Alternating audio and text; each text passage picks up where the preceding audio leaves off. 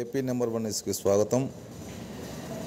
ప్రకాశం జిల్లా దర్శి నియోజకవర్గ ఎమ్మెల్యే బోచేపల్లి శివప్రసాద్ రెడ్డి మాట్లాడుతూ, మా అమ్మను పదవి నుంచి దింపలేరు, కొందరు తన తల్లిపై అసత్యాలు ప్రచారం చేస్తున్నారని దర్శి ఎమ్మెల్యే బోచేపల్లి శివప్రసాద్ రెడ్డి ఫైర్ అయ్యారు.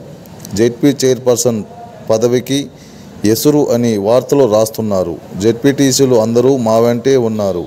మేము ఏదో భయపడి వాళ్ళను టూర్కు తీసుకెళ్లలేదు.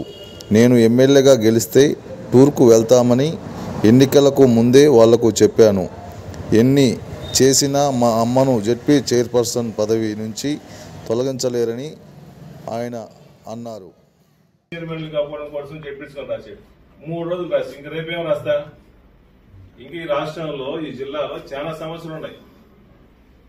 రైతుల సమస్యలు ఉన్నాయి, కరెంట్ సమస్యలు ఉన్నాయి, రైస్ మాఫియా జరుగుతుంది, ఇసుక మాఫియా జరుగుతుంది, అధికారులు పోలీసులు సోషల్ మీడియా మీద కేసులు పెడతారు. ఇన్ని దయచేసి రాయండి.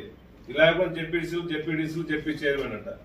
ఒకటే గుర్తు పెట్టుకోండి, మాకు ఇచ్చిన అధికారం 5 సంవత్సరాలు. 5 సంవత్సరాలు అదే సీట్లో కూర్చుంటాం. ఏదో నువ్వు టీడీపీ పక్షాన్ని నువ్వు పోరాడుతున్నట్టున్నావు. ఇంకా 9 నెలలు ఉంది, అవిశ్వాసం పెడతాను. చెప్పాల్సింది వాళ్ళు, నీకెంత ఉత్తరా?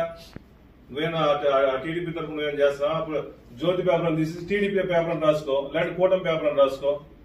వాళ్ళ తరఫున ఎందుకు మాట్లాడతావు నువ్వు? దయచేసి ఒక బాధితగా ఉన్న పత్రికలు నడిపేవాళ్ళు, ఒక సంస్థలు నడిపేవాళ్ళు నీట్ గా పత్రిక రాసుకుంటే బెస్ట్. ప్రజల సమస్యల కోసం పోరాడండి. మీరు ఎన్ని చేసినా మా అమ్మని దించలేరు.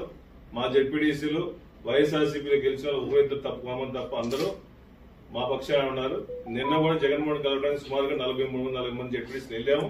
ఇంకా 45 వాళ్ళకి హెల్త్ ప్రాబ్లం లేక మాకు ఇన్ఫార్మ్ చేసి ఆగారు.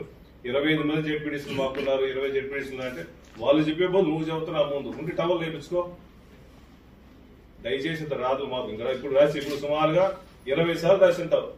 ఈ ఎలక్షన్ అయిన తర్వాత జెడ్పీ చైర్మన్ అవుతున్నారు, జెడ్పీ అవిశ్వాసం పెడతారు 20 సార్లు. ఇంకా ఇంకెన్నిసార్లు రాస్తారు? 3 సార్లు కంటిన్యూషన్ రాశావు. 3 రోజులు కంటిన్యూషన్. దయచేసి ఆపి విలువలతో విశ్వసనీయతతో పేపర్ నడపాల్సిన కోర్సులు.